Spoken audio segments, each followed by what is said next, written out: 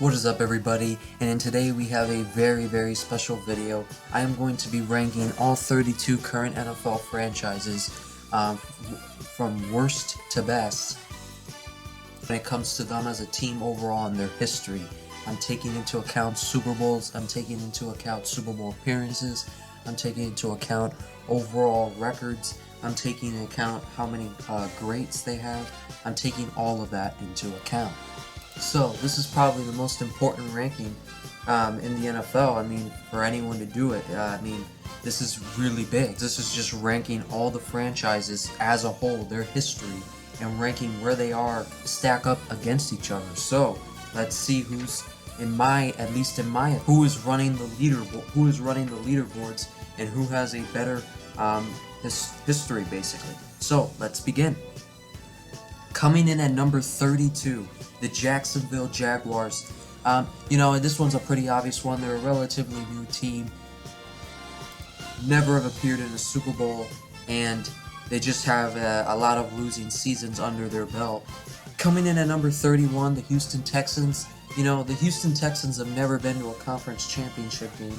The Jacksonville Jaguars have made it twice, but what gave me the nod over the Texans is the Texans in the Texans vs. Jaguars history. The Texans have dominated the Jaguars. They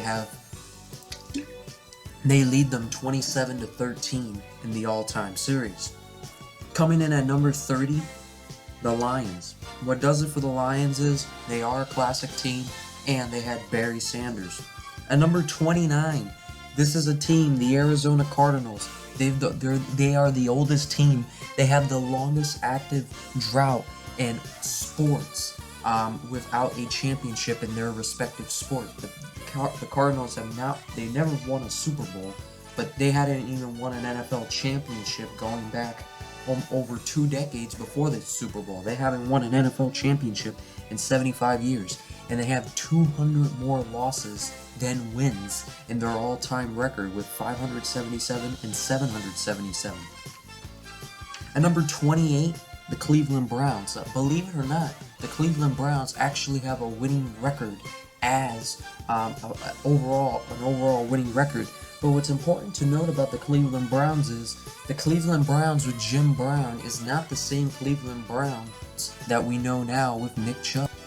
1996, the Cleveland Browns left the NFL, and there was a 3-year period where there was no Cleveland Browns, and then in 1999, they returned. So technically, the Cleveland Browns that we know today are an expansion team. It's not even the same ownership, I believe. But when they came back, they decided to keep the same name and the exact same uniforms, so it seems like it's the exact same team. But technically speaking, that Cleveland Browns team with Jim Brown died away over 2 decades ago, and this is a new Cleveland Browns, technically speaking. But I'm including this as all one team because it's the same area and it is the same uniforms. But even with that, number 28, they have a winless season under their belt. Number 27, the Atlanta Falcons. They have a losing record overall, but at least they've been to 2 Super Bowls. But that 28-3 thing has really hurt their legacy as a franchise, and something that's never going to be behind them no matter how many Super Bowls they win. They became a team that's known for blowing big leads over the last few years, and that really hurts them. At number 26, the Los Angeles Chargers, who were the San Diego Chargers for a while. That is the same franchise, though. It's not like they switched and then kept the same uniforms. They've only been to 1 Super Bowl ever, got blown out in it.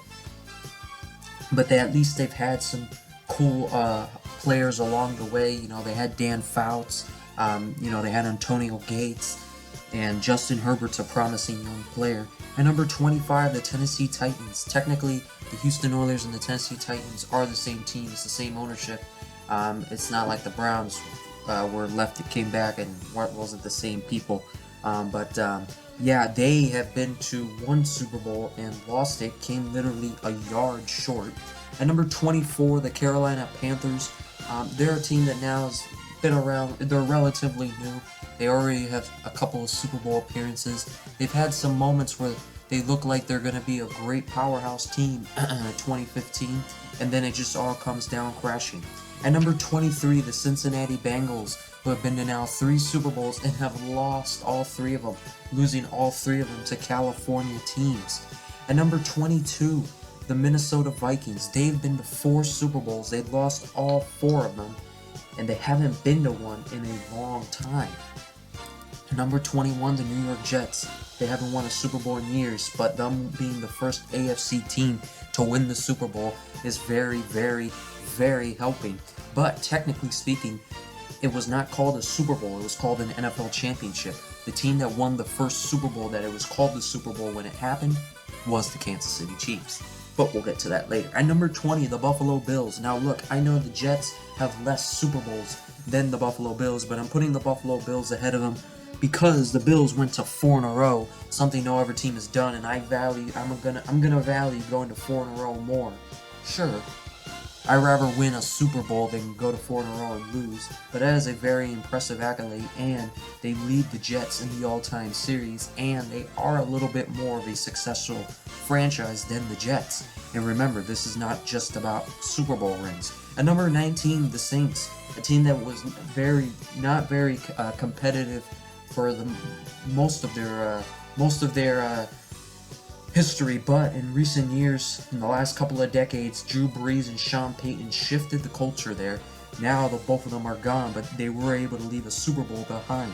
At number 18, the Philadelphia Eagles, who, you know, they didn't win a Super Bowl until 2017. And the funny thing is, the quarterback who won them that Super Bowl is now the 3rd string quarterback for a bad Chicago Bears team, and the head coach that won them that Super Bowl is now the head coach for the Jacksonville Jaguars. He was so desperate for a job, no one else would give him one, so he had to take the Jaguars job. How have the mighty have fallen. And number 17, the Seattle Seahawks, who now have been to 3 Super Bowls, and they won one of them. Both that they lost games were easily that they could have won, but they've had some memorable players and moments throughout their history, putting them this high on the list. At number 16, the Chicago Bears, who only have 1 Super Bowl, but have only been to 2, but they had that 15-1 season, and they had that era where they were referred to as the Monsters of the Midway, the 1985 Chicago Bears defense that was insanely powerful, still the strongest defense of all time considered by most today. At number 16, the Indianapolis Colts / Baltimore Colts. They moved overnight. This is a team that now has won 2 Super Bowls, and you know, one with Johnny Unitas, one with Peyton Manning, but they're also the team that ran Andrew Luck out of the NFL. At number 14, the Tampa Bay Buccaneers. Their first Super Bowl, quote-unquote, was rigged according to Jerry Rice, and their second Super Bowl was with Tom Brady. You know, this is a team that could basically missed out on Steve Young. He was there for a while, but they are high up on this list because they have had a lot of successful seasons, and they have won 2 Super Bowls. At number 13, the Baltimore Ravens, a newer team, an expansion team, only a couple of decades old, but that hasn't stopped them from already winning 2 Super Bowls and having quite a few Hall of Famers in the NFL Hall of Fame already. At number 12, the St. Louis / Los Angeles Rams. They just won their second Super Bowl in team history a couple of days ago. And, you know, they won one as St. Louis, and now this is their first one as LA. They've always been a consistently respectable team. They've just came up short plenty of times. And number 11, the Miami Dolphins. This is a team that what really helps them to get this high up on the list, despite of only winning 2 Super Bowls, and those 2 Super Bowls being now almost 50 years ago, not having won a Super Bowl in almost 50 years. What helps them is they're the only team in NFL history, at least in the Super Bowl era, to go undefeated. Yes, they did not. It went 17-0. Yes, there has been teams that they did not go 19-0, which is what you would have to do now. Now it's actually 20-0, but for the last few decades it's been 19-0, but this year is the first year where someone can go 20-0 because of the extra game. But back when the Dolphins did in 1972, they had 3 less games they had to win and 2 less to do it, but it's very, very fair to believe they would have won those if they had to play them. They went 17-0, including the playoffs. The Miami Dolphins, the only undefeated team ever. And they had Dan Marino for many years, and he is a key contributor to this team's lore. And number 11, the Las Vegas/Oakland Raiders, who won 3 Super Bowls, have had plenty of, Hall of Fame quarterbacks in Ken Stabler, Rich Gannon, Jim Plunkett, and, they're a team that in recent memory has became a laughingstock, but at least they have won a few Super Bowls. And number 9, the Washington Redskins/Washington football team/Washington Commanders. Obviously, they haven't played a single game yet as the Washington Commanders. They never won a Super Bowl as the Washington football team because they only were the Washington football game for 2 years. Most of their history lies within the Washington Redskins, and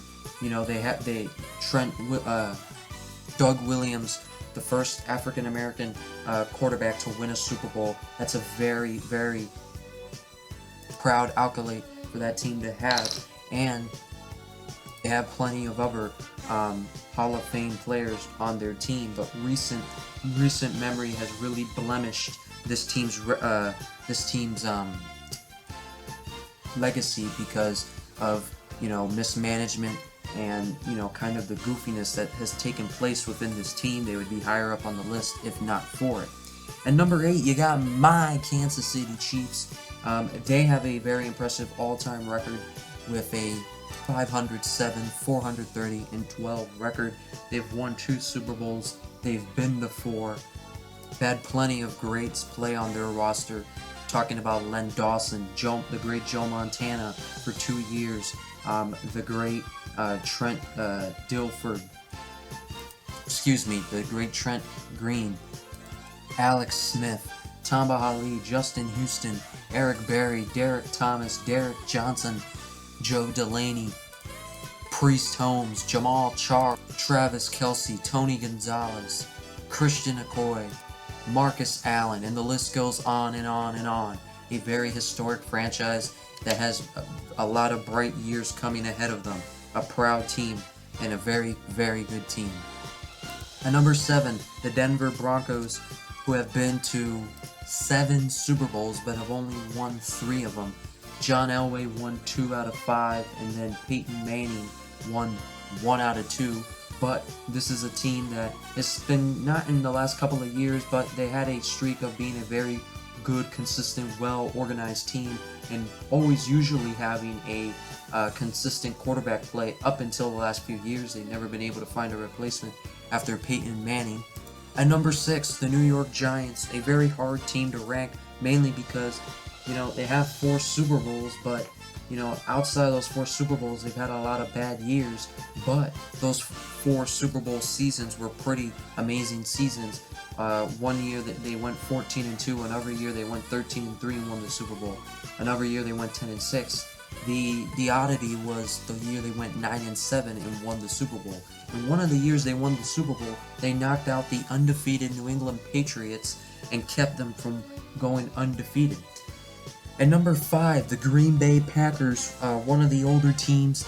They have won 4 Super Bowls as well, but they've only won 2 the last 50 years. It's a team that's had a string of great quarterbacks and great coaches, and has one of the most historic landmarks in Lambeau Field.